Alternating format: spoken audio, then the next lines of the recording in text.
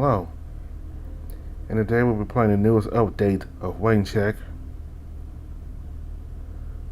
So this new update will begin Rose Route. So apparently a lot of questions that were not addressed in Javier's route are supposed to be addressed in Rose Route.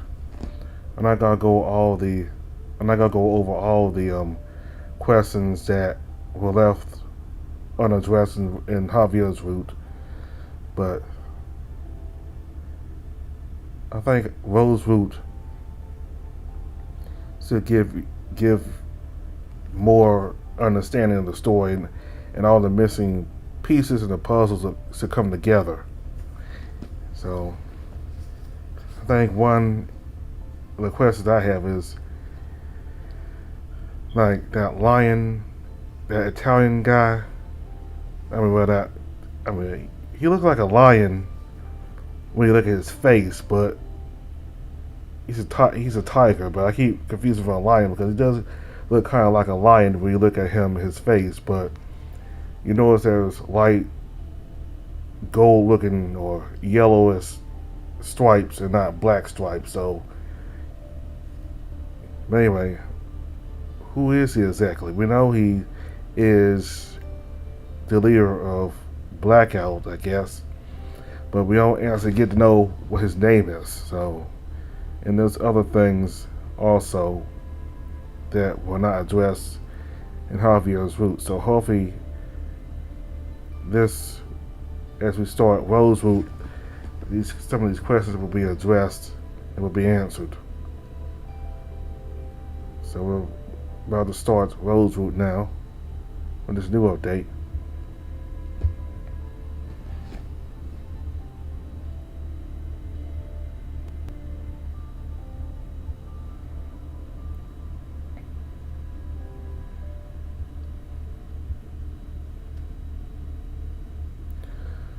Alright, so this is the point where we start the new route at, so instead of going with Javier's plan this time, we're gonna go with Rose's plan. Honestly, I think Rose might be right. Considering what happened the first time, I don't want to risk a second encounter. Let's stay outside. I don't think going back in is a good idea. What if they brought backup now? Couldn't have said it better myself. You heard it, man. We'll be scouting from here. The fox shakes his head in defeat, sighing as he pulls out his laptop and shrugs. Fine. I'll see what I can do from over here. The fox starts tapping away on his laptop, the screen constantly changing and flashing text I have no idea the meaning of. We're still a bit away from the power plant. Should we go closer or... No, we'd be in plain sight of the cameras, and I don't think turning them off would be wise if we're scouting. Will takes out a pair of binoculars and peers out the driver's side door. Is there anything I could be doing right now to help? Neither of them respond as they're occupied doing their own things. I guess I'll try to figure out where we are. I reach into my pockets and take out my phone, opening a map app. Put it that way.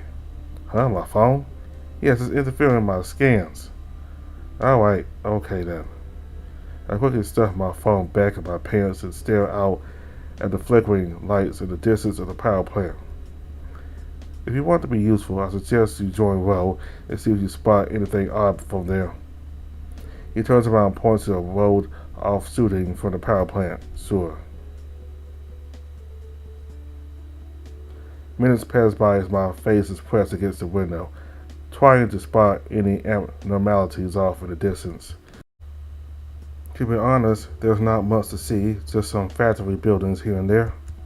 I switch sides trying to see if I miss anything, but this side feels even more barren, if that's even possible.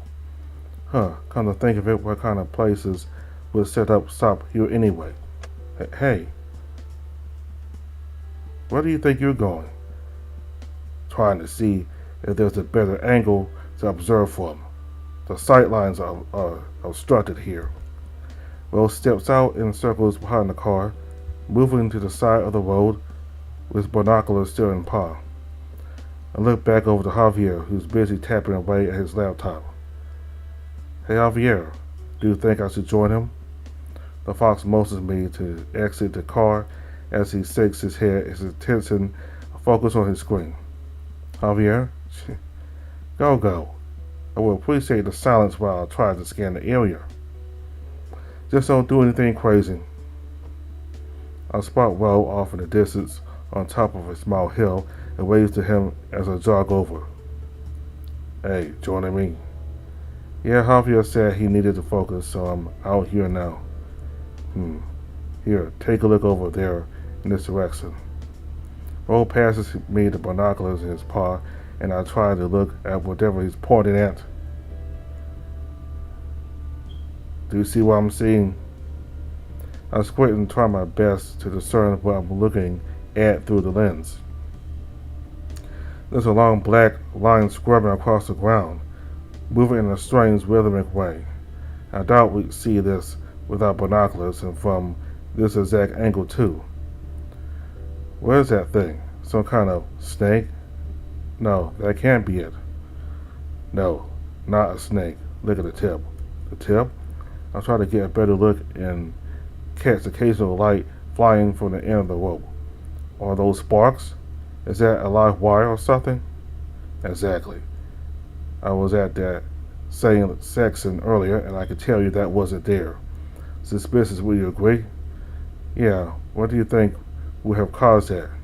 I'm not sure, but whatever happened, people normally don't leave shit like that lying around. And just about how quiet it is, I'd say that the entire area is deserted. Now that I think about it, everything out here feels a little too calm. Maybe it's just the time of night. Or maybe everyone went home. Can't say unless we head inside.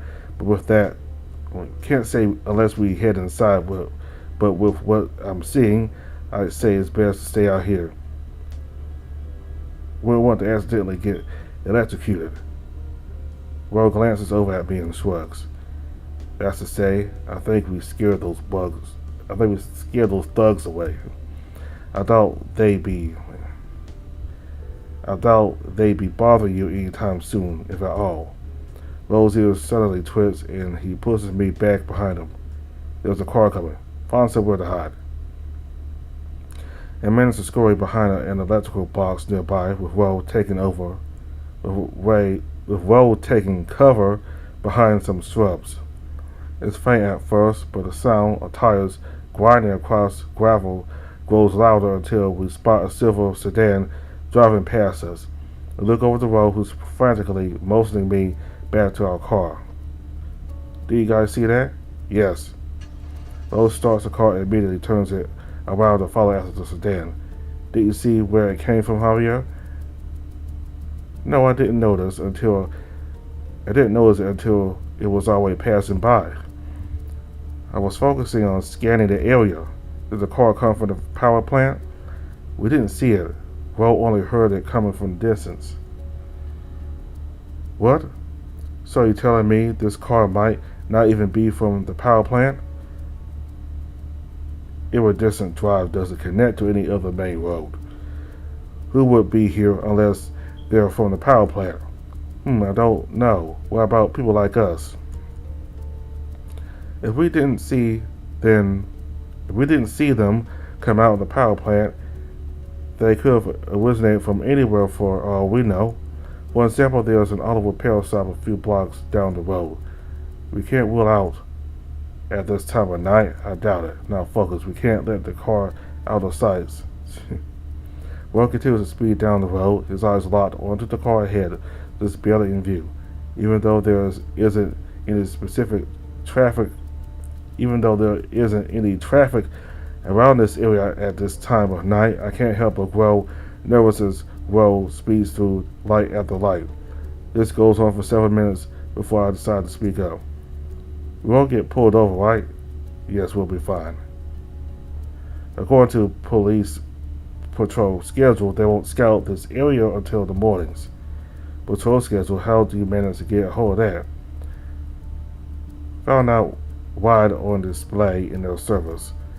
That's what they get for not using encryption.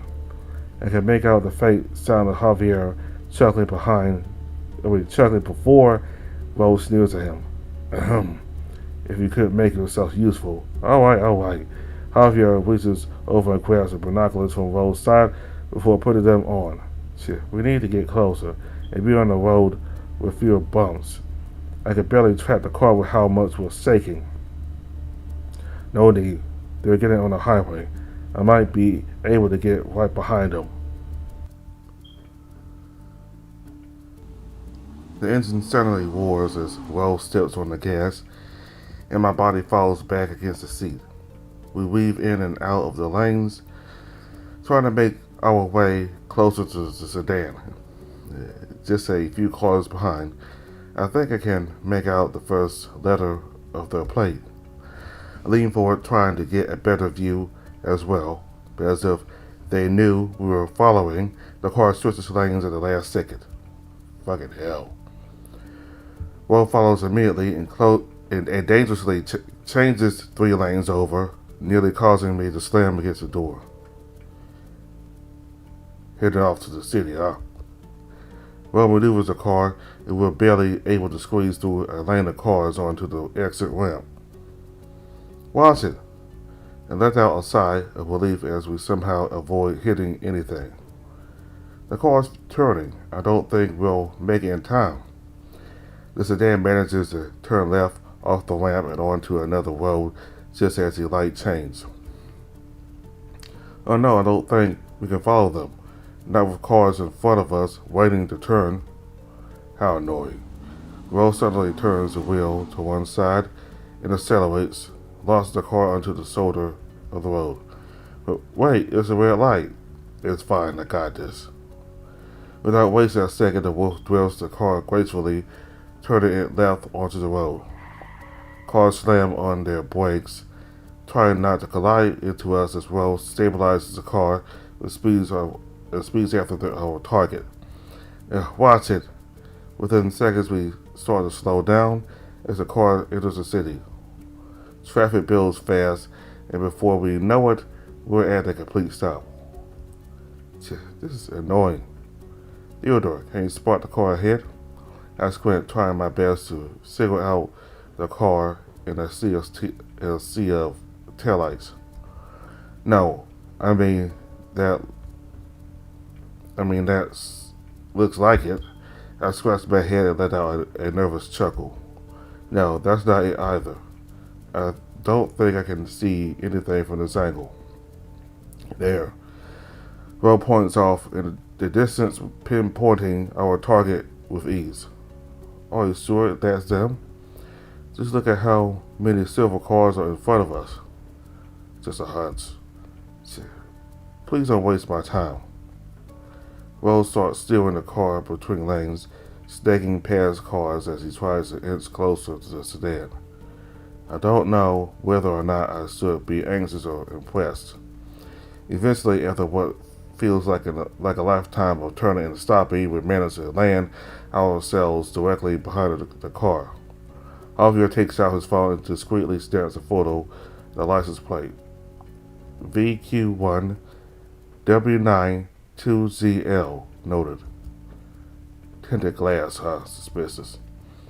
I try my best to look through the glass in front, but Roe catches me staring in ways that pause to stop me. They can still see us if they look into their mirrors. Just act casual. Right. We follow the car with ease down several streets and turns down that they're right in front of us. Wait a second. This street looks familiar. I stare out the side of the window, and that's when I spot the familiar shape of the Grand Marine looming above. Wait, what street is this? Isn't that the Grand Marine? Maine. And yes, that is. This just got interesting. Huh? What do you mean? Look, they're turning in. I look ahead, seeing the silver sedan turning into the parking lot of the Grand Marine, with Roe following swiftly behind. How intriguing. Javier's voice hitches before he turns to look at me, his face visible with curiosity. Assuming this person is from the power plant, if they come here, then there's a high non-zero chance they've come for Theodore. I blinked several times trying to understand what the fox said. What do you mean? I mean, this person is trying to come after you for putting a wrench in their plans earlier. I'm referring to the text you received. Oh, you're right. I swallow hard and sink down in my seat. We're jumping to conclusions. Besides, we're right here. You'll be fine. After a brief moment, Rose stops and parks the car, taking off his suit as quickly as he can. Really? Rather be less conspicuous. Rose points to a silver car that's parking a few spots ahead. That's them. Quick, let's follow them before they get away. I follow Rose as close as I can as we make our way up the elevator, exiting on the casino floor. Are you positive this is the floor that he stopped at? Yes. Like I said, he was the only one that entered the elevator. The odds are so he stopped on this floor. But what if he got off on this floor just to take the stairs? Quiet. Rose starts scanning around, his attention fixed towards the casino lounge. We're going inside. Look for a snow leopard with a face mask. Javier, make sure we're not being recorded. All right. You two go on ahead. I'll do the preliminaries around here first. We continue walking in and past the security gate, and that's when I notice that it's unoccupied. Hey, isn't there supposed to be security here? I'm pretty sure we're not supposed to just walk on in like this. He nods once without breaking his gaze with his search. Must be on break then. Lucky us. Haha, yeah. Feels weird to be back here again. It's all natural. You don't think that cat is still here? Doubt it. You see them flying, remember? Yeah. Don't think they'll be back here ever again. Well, suddenly extends his arm out, stopping me without saying a word. He motions to the bar counter from across the lounge in front of us. Him. The one ordering drinks. Him? My eyes lock onto the snow leopard casually sipping from his glass. I mean, I guess he looks kind of suspicious just standing there, but he just looks like a normal guy. They usually do. If I'm being honest, he kind of looks like someone I knew in college. Bet he does. But yeah, he really isn't doing much. Should we keep watching him? There's a sudden light tap on my tail, causing the two of us to turn around. There you guys are. We found him. The fox peels around Rose's massive frame and shakes his head. We nearly died in your car chase for him. Are you sure we got the right guy? He looks nothing like the kind of people we were running into before. Yes, I saw him get out of the silver car. Well, how do you know we ended up following the right car? The whole street was basically filled with silver cars the moment we got off the highway. Not to mention the fact that the city is filled. Rose swats down his large paw on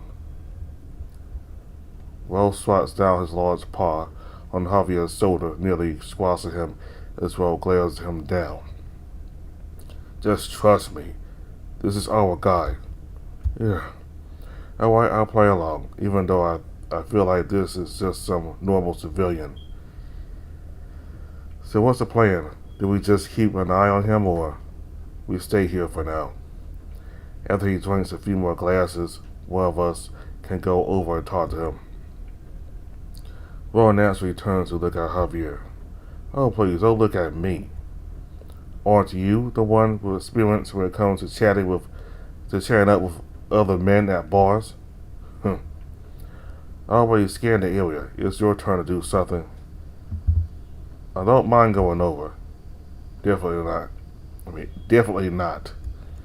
There's a high chance he recognizes who you are if you're being targeted even after a few drinks. We were all at the power plant, but Javier's the one that looks the most harmless. Hey, I'm right here. Just because I'm short and skinny doesn't mean I won't tase you. I stand here. I stand there awkwardly, trying not to laugh at the fox when I spot a familiar white furred figure a few rows away. Oh, well, isn't that the security guard we saw before? He follows my gaze and scoffs. That stick up the ass. What was his name again? Christopher? Yeah, I think so. It looks like he's coming this way. Who? What are you two talking about? Bo pushes us towards some seats further back, just out Christopher's line of sight as he walks past and heads towards a bar. Shit, I told you not to push me around like that. Javier brushes off his sleeves and adjusts his collar before glancing toward the bar with us. Now, can someone tell me who this Christopher is? No one important, just some security guard that tried to shake off Theodore's ass when he was attacked yesterday. Well, it looks like our security guard friend knows this snow leopard too. Let me see if I can pick up on what they're saying. Javier pulls out his phone and bit flipper, attaches it to and pouts in a small earbud. I glance back at the door as Javier starts quietly narrating their discussion. Hey, took you long enough. What do you mean? You didn't tell me you were arriving so soon. I told you, man, I'll be here after work. You didn't check your phone yet, did you? Whatever, it doesn't matter. How have you been lately? Me? You know how it is. Work's been shitty as always. I made a fuck up yesterday and my boss has me grilling me over it. Ouch. What did you do this time? Same shit I told you last night. The wrong files? Yes, I sent the wrong files to the wrong system and it caused a fucking mess with the messaging. It fucking sucks, but what can you do? Anyways, you seen the news about the football match last night? Yep. Can't believe we were down for almost the entire game until the end. Javier takes out his earbud and rolls his eyes. They're talking about sports and other mundane topics now. It sounds like Christopher's friend's been having a rough day at work. And now they're talking about video games. I'm starting to think we ended up following the wrong person. The way I see it, there are two possible options. They did follow the white car the entire time, but they were working further down than the power plant. Or we lost sight of the sedan, and with so many silver cars on the road, we ended up following the wrong one. Yeah, and there were a few times we lost sight of the car for a few seconds. Javier pats Rose's arm in a patronizing way and nods. No one's perfect. We all get it wrong sometimes. What are they saying now? Rose's eyes remain fixed on the two at the bar, who now seem more relaxed and animated. Something about going back home and hanging out. You still don't think we should follow them? We have suspicion. Are you sure we should be wasting our time on this? No offense to Theodore, but I think those texts he got earlier were just some kind of cruel prank.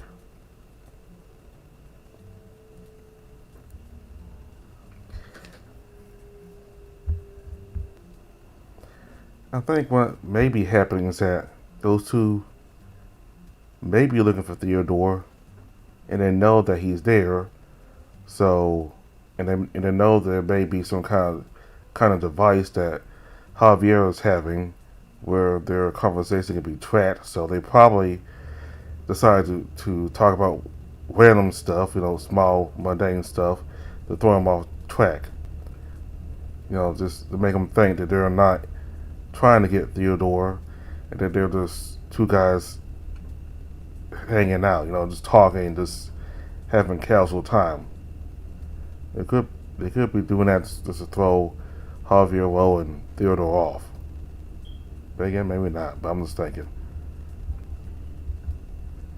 If anything, Theodore just got pranked by some gang of hooligans with nothing better to do than scare people like him.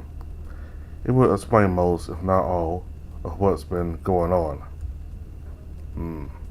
What do you think? The wolf looks at me now, and Javier follows his lead, waiting on my input.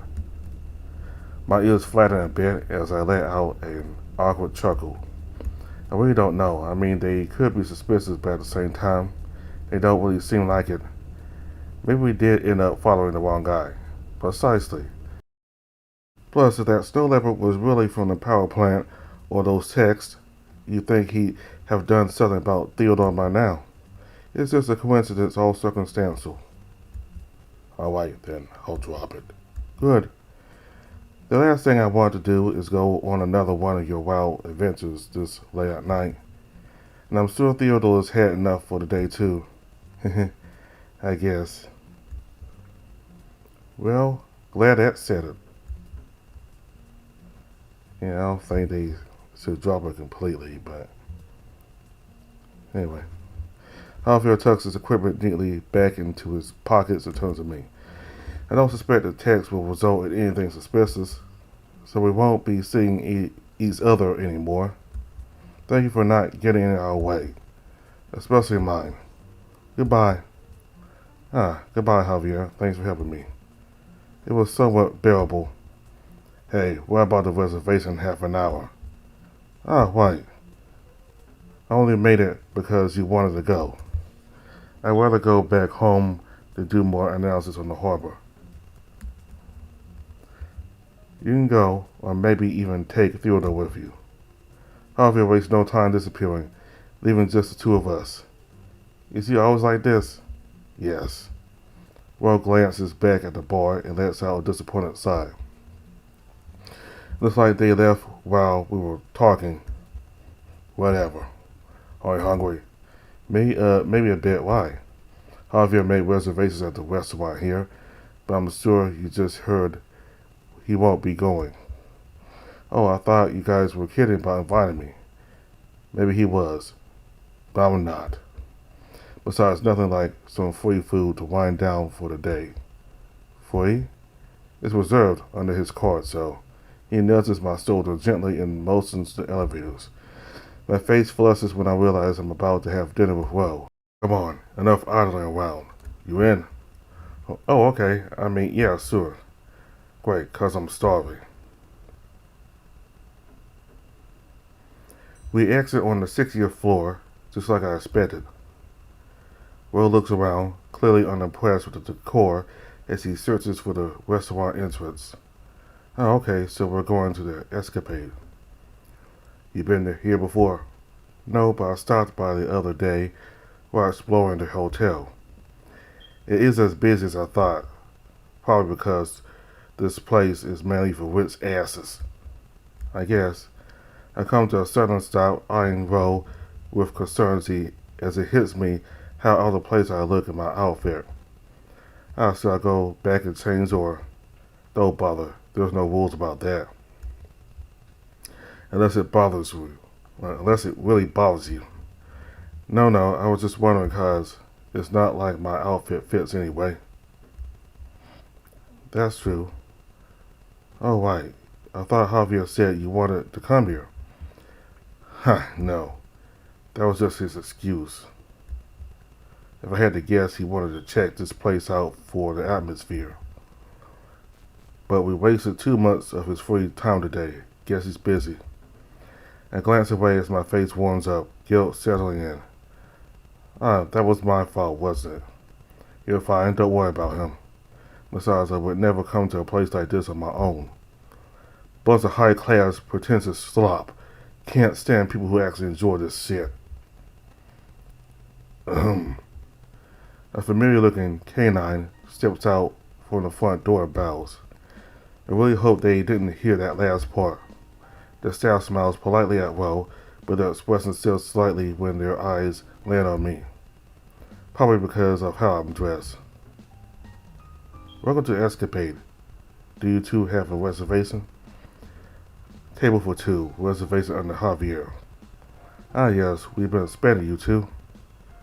Though you are early, we do have a table ready near the VIPs if you'd like to be seated now. Sure, whatever. Very well. Right this way. We step inside and I immediately feel like a fish out of water.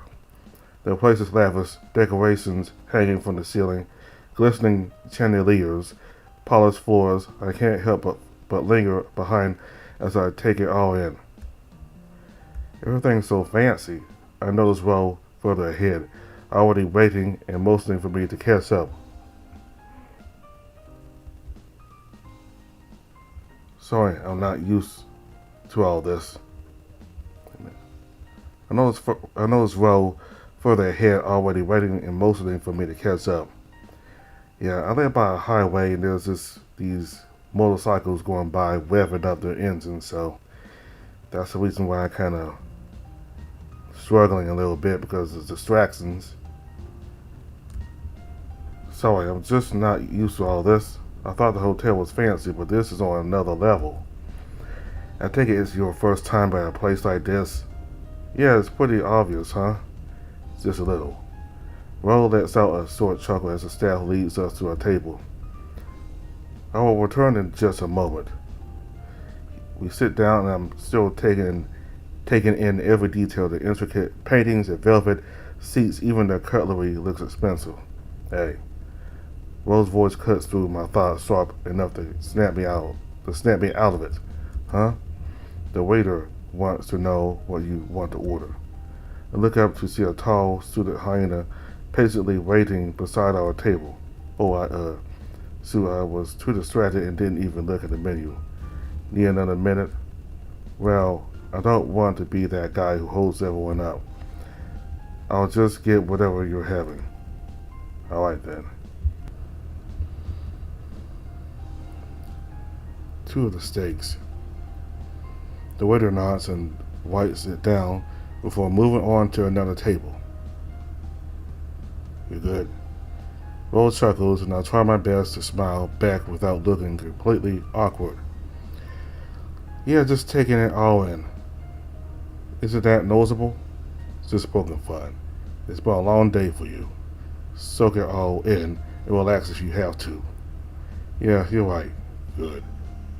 1 second. Ro pulls out his phone and reads something on the screen. His expression darkens, his brow furrows, and he starts glaring off at nothing in particular. I follow his gaze, but there's nothing there. Wherever he read clearly bothered him, but he doesn't say anything. The next few minutes are quiet, uncomfortably so. Neither of us speaks. I sip slowly from the tall glass of water in front of me, hoping the tension will ease up. Eventually the glass is empty and I'm left sitting in silence, waiting. Thankfully I spot the waiter heading back with our meals. Finally, something to talk about. Hello, gentlemen. Hope you two are having a fine night. Here's your food. Please enjoy. They set down 2 large plates of steak in front of us and bowed before stepping away. Oh wow, this looks amazing. But it tastes as good as it looks. Without waiting, Ro cuts into his steak and takes a bite. He nods in approval. Not bad. Could be a bit bigger though. I follow his lead and try mine. Definitely tastes as good as it looks. The aroma, the flavor, is all incredible. I end up zoning out, stuffing my face with meat. The aroma, the flavor, is all incredible. I end up zoning out, stuffing my face in meat. Hey. I glance up and catch Rose staring at me. Oh no, was I eating too fast? Or maybe I did something embarrassing again, yeah? I want to get your opinion on something. He stops, still looking behind me, focused but unreadable. Unsure if he's lost in thought or actually watching something, I decide to turn and look. I nearly jump as David suddenly appears right beside me, wearing that unmistakable cheerful smile. Somehow, I'm not even surprised he's here. Hi, I knew it was you guys. How are you two doing? I glance over at Ro, who's now eyeing David just as curiously as I am. Hey David, we're good. Fancy seeing you again. We're just having dinner. Nice. Where's your other friend, Mr. Fox? He couldn't make it. How's it going though? I'm guessing you're also having dinner. That's right. I'm just sitting over there, behind the fancy aquarium. The reindeer points around the corner before sliding over to Ro and eyeing our table. Well, you guys also got the steak? Ro slices off a piece of meat and eats it casually in front of David. No. Mr. Theodore, your friend is funny. Yeah, he still is. I force a smile, trying to keep things polite. Hey, Mr. Theodore, are you free later?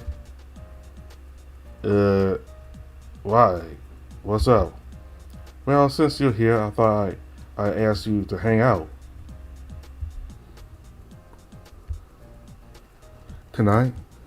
Yeah. I hope it's not too late for you. What's the catch? Catch? There's no catch. It's just so boring staying cooped up on my floor all the time. Then go out. I wish, but my dad doesn't want me going out, especially not to the city. He says it's too dangerous and hectic, especially with all the political stuff happening. And don't get me started on the weather. It's been raining so much I can't even go to the beach nearby. I bet they feel so happy, but I'm not. Aren't you, witch? Just take your private jet out of here for the afternoon.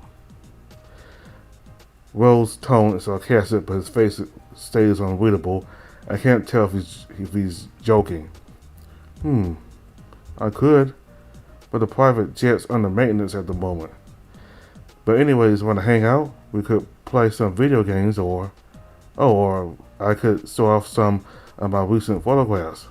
Well, I am kind of tired and it's been a long day. But I can't deny I'm curious what it's like to hang out with David. Plus he seems like he really needs someone around. I can't help but feel bad. Sure, I'm down to hang out. Hooray! Come up to the 65th floor whenever you're done with dinner. But you still have that business card I gave you. Yeah, it's in my wallet, I think. Great, just have that ready in case someone asks what you do on my floor. Okay, sounds good. I'll see you then. I have to head back to my table. I told my dad I was going to the washroom, and they haven't yet. Oops. David scurries off the same way he came, and I noticed Ro shaking his head with a smug look on his face. Look at you, Mr. Poplar. I didn't know you guys were so close. We're really not. It felt like he could really use the company. Ironic. I wait for him to explain what he means, but he doesn't. He just wipes his mouth, and I suddenly notice his plate is empty. But wait, since when did you finish your food? Since the reindeer came over. He glances at my plate and chuckles. Take your time, though, unless you want to head over as soon as possible. It's not like that. I just got distracted and didn't realize you ate so fast. Oh, that's right. You were saying something before David showed up. Yes. I want your opinion on something. He leans in slightly, his eyes locked with mine, serious. I'll cut to the chase. What do you think of Lawrence? Have you talked with him after being introduced? Be honest, Lawrence. It takes a few seconds before I remember the gray wolf I met earlier. Oh, him. He's kinda arrogant, haughty. I didn't speak with him at all. I took a nap after we were introduced. Why, did something happen? Got a text from Javier earlier. You probably noticed. Yeah, what did he say? Javier caught Lawrence trying to access some documents he doesn't have clearance for. Huh? What do you mean? Javier walked in on him trying to get into a system he's not supposed to be in.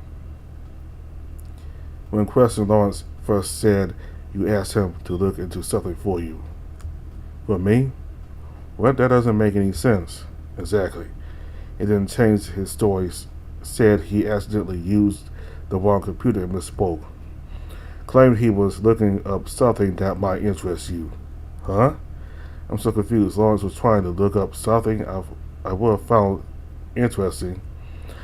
I'm not sure what his game is, but I told Javier to keep an eye on him and report it to our boss. If he tries to reach out to you, take my advice and stay away from him. He's trouble.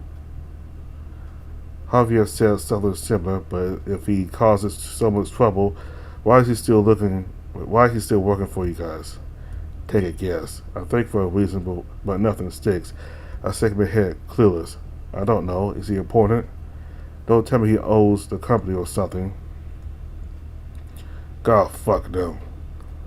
He wouldn't be working at ARC if he did. I don't have concrete proof, but I'm almost certain Lawrence has some dirt on our boss or some shit. A normal person can only handle so much of that spoiled, egotistical prick. Javier told me Lawrence gets things done in a way that's unorthodox. Is that related? Javier told you? Just a bit. I still don't know the full picture. Well, he does. And don't worry about it. All I need to know is that he gets results, and that's what our boss cares about, since it keeps the business afloat. Even if the things he does are shady. I see. But couldn't that be the reason your boss keeps him around? Yes. That's what he claims, but I know my boss personally. That can't be the real reason. He sighs and shakes his head. That's beyond the point, though. I don't know what he's scheming between this and his canceled holiday, but stay away from that mutt if he comes knocking. I nod slowly, still trying to piece together what this all means. Best not to overthink it right now. You got it. Good. And one more thing. Ron leans back in his seat, but his expression stays firm. Do you think you could bring me along after dinner to David's? Oh, really? What? I was under the impression that you thought he was annoying. Not going to argue that, but I'd like to come along if you don't mind, for the investigation. Oh, you mean the one you're currently investigating? Yes. I'd like to talk with Mr. Lewis if I can. David's dead? But how do you know he'll be there? I don't know, but it's worth a shot.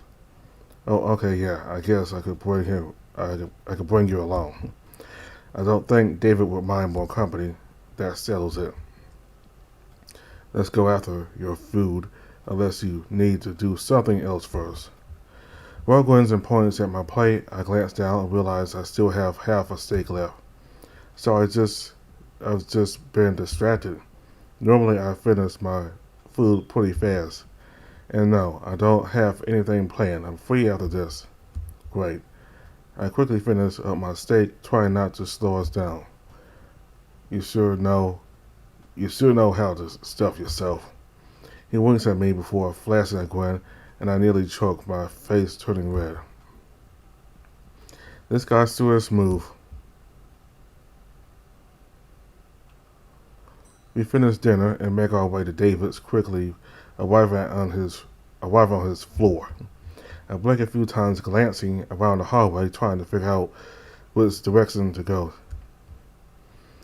That's when it hits me. I forgot to ask David for his room number. Shoot, I knew I got something. I didn't get his room number. Should we just try knocking on every single door? Rose shakes his head dismissively and points towards a velvet Rope barrier blocking off one side of the hall. His dad is rich. They probably have the whole floor to themselves. What? You can do that? You can do anything if you have money. Rose starts walking around.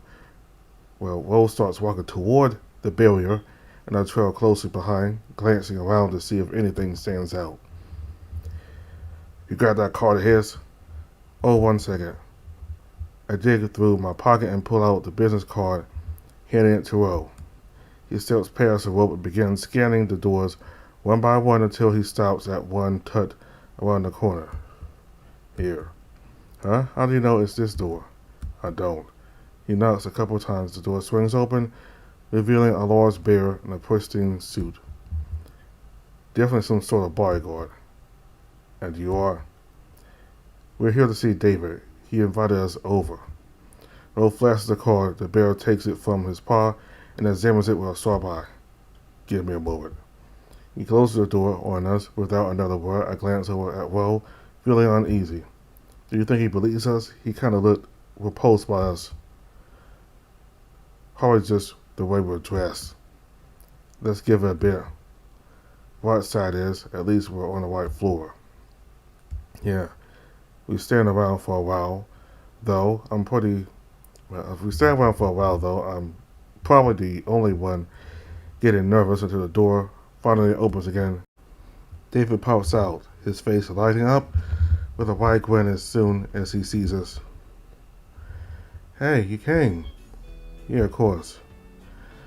I was worried for a second that you weren't able to make it, especially since I forgot to get your number. Oh, I see. Oh, hey, I see you also brought your friend, too. Yeah, I did. I hope that's okay. Will said he wanted to tag along. Is that right? I give him a subtle nudge when I notice he hasn't said anything yet. Sure, yeah. I'm interested. See? Well, of course. The more the merrier. Oh, then that means we could play this new game I got since we have 3 people.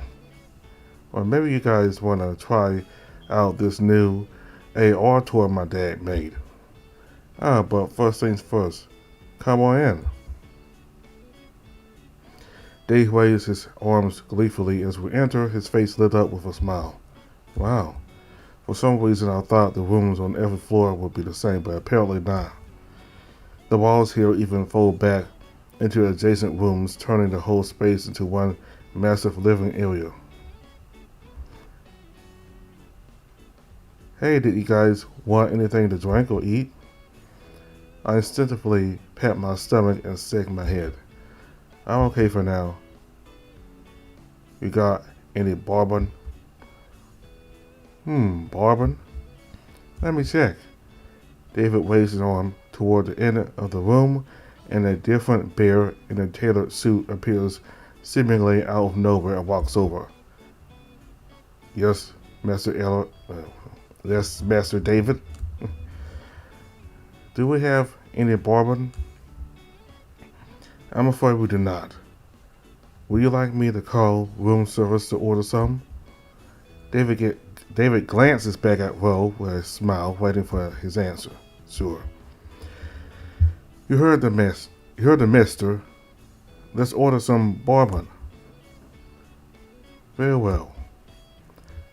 Ro looks over at me, visibly impressed and a little amused.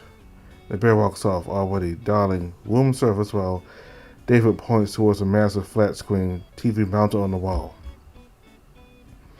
While we wait for that, do you guys want to play some games? He looks to us expectantly, but Ro shakes his head right away. Not much of a game person. How about checking out my photo gallery? I took a bunch of shots of the city this week. Some of them might end up in next month's issue of my magazine. You got anything interesting? Let's see. David's face scrunches up as he thinks hard until it lights up with excitement. I know. Do you guys want to try some cool tech stuff my dad brought for his tech show? Oh, sure. Okay, just give me 1 sec. David runs into one of the many doors and pops back out through another, holding a sleek, thin laptop. Here we go. He taps on the keyboard a few times and swipes across the screen. The large TV in front of us flickers on. Okay, cool. Now we can all see the screen. We all stare at the TV, and I realize he's just casting his laptop screen to it. He clicks on an icon labeled "Not All." He clicks on an icon labeled "Nodal Vision's Memory Lane," and dashes off into another room. 1 second, I forgot to get the goggles. Goggles? This should be interesting. The TV goes black for a moment before displaying a minimal gray interface. The only thing on the screen is a large rectangular button labeled "Begin Visualization."